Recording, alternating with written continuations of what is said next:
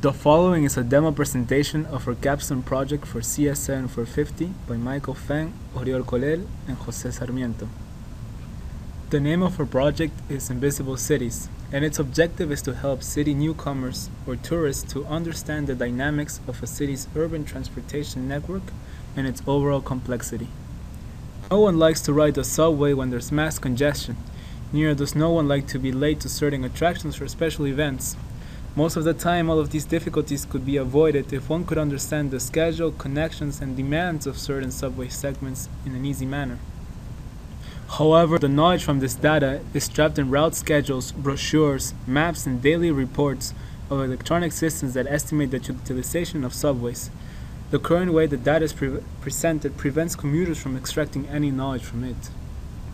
It'd be good if we could understand the flow of this rich data set in a visual manner in order to extract easily its insights and knowledge. All of this to better understand the dynamics of past data, to be able to make smarter future decisions of the routes being chosen. The data that will be shown in this demo belongs to the Chicago Transit Authority. It was a real challenge to consolidate all this data into our visualization. Challenges emerging from not having enough data to the other side of the spectrum of having too much data. Our visualization uses a dashboard style strategy where we embed different styles of visualizations and charts to allow the user to have multiple perspectives of the data being analyzed. Let's start a day in Chicago. Our visualization contains four main types of visualization perspectives.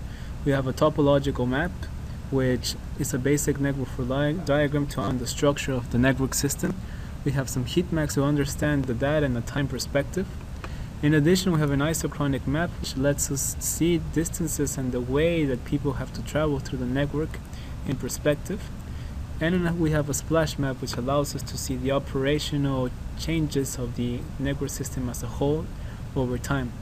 We're able to filter this data with these filters below in terms of frequency, delays, and ridership rate, and by the stations that we want to see. In the topological map, we can see delays that are started to occur in the system as a whole and their overall effect over the network that it has.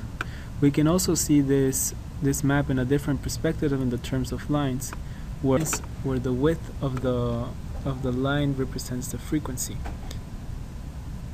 As you can observe, our visualization uses a brushing technique. If you click a certain station in the map, it will automatically update the other visualizations in order for all of them to be in the same viewpoint.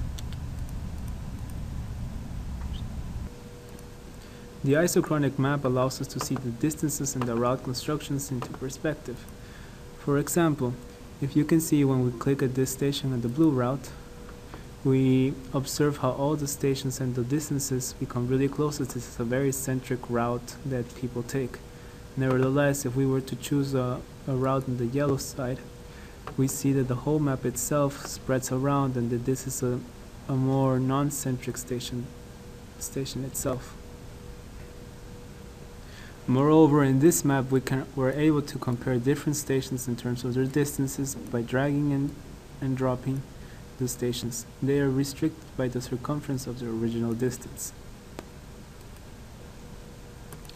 The splash map is our next style of visualization, perspective.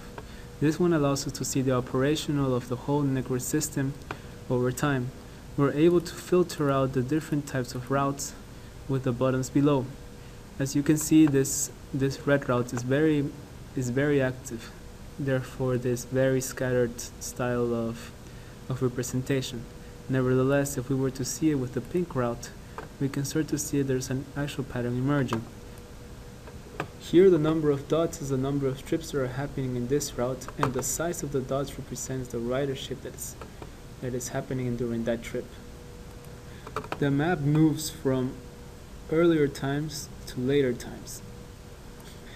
During the morning there's a more scattered nature in the trips because there really isn't a purpose of how the trip should be done. Nevertheless, during rush hours the trips become more and more dense into each other, meaning that they need to follow a strict schedule in order to move the masses of the people of Chicago to their respective homes. Our final method of visualization is through heat maps. where the purpose of it is to be able to see the data in a long range of period of time.